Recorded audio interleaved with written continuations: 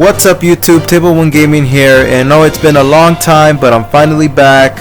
I've been busy with school, doing other things, but yeah, I'm finally here to do another YouTube video. I've been playing Yu-Gi-Oh for a couple months again. I've still been playing Salamangreat, and today's video is going to be about the January 2020 Banlist Predictions.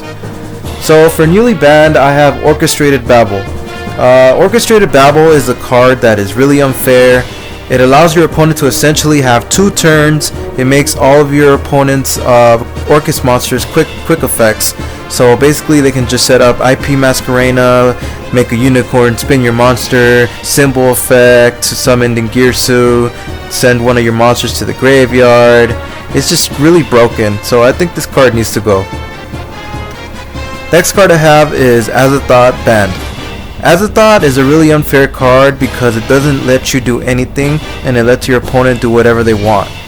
You can't use any type of hand traps, any type of interactions besides infinite impermanence. I think this card is very unhealthy for the game. It doesn't allow any type of fair play, and this is going to be a big hit to Lunalight ORCUST.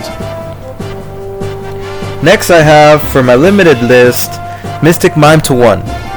Mystic Mime is a card that doesn't let you use any type of monster effects or attack during the battle phase. It's a very unfair card, doesn't allow any type of interaction, and instead of banning it, I put it a 1 because I feel like getting rid of 1 Mystic Mime is fine. It's not that big of a deal. If you have trouble getting rid of 1, then I don't know what you're doing wrong. Next I have Sky Striker Mobilize Engage Limited.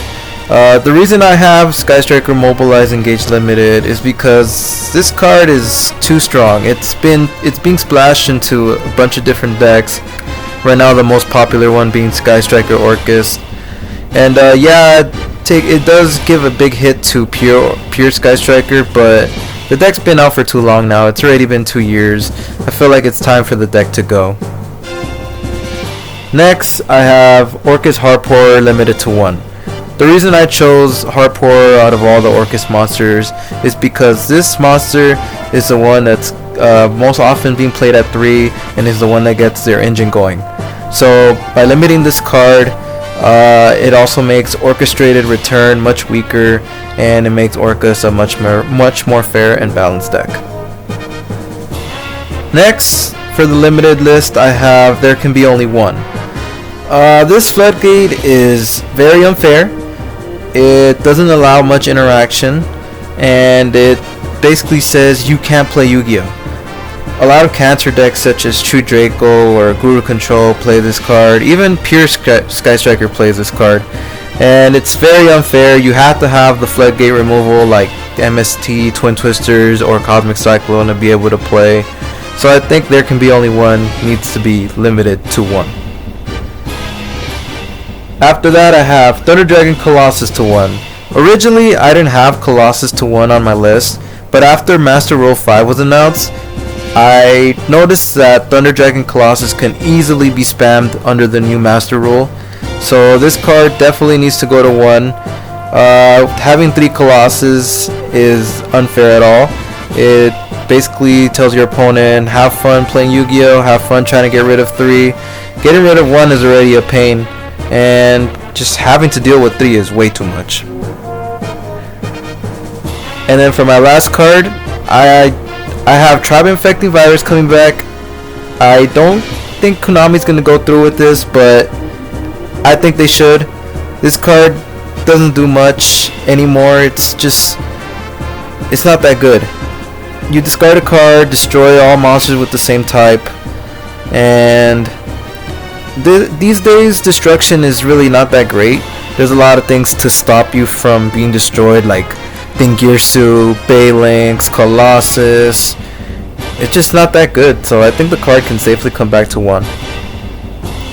And now for my semi-limited list, I have NEKROZ of UNICORE coming back to 2. The reason I see this card coming back to 2 is because NEKROZ did absolutely nothing when Sure came back to 3. The deck hasn't done much, it hasn't really topped, so I think it's safe to say that UNICORE can come back to 2. Next I have Deep Sea Diva coming to 2.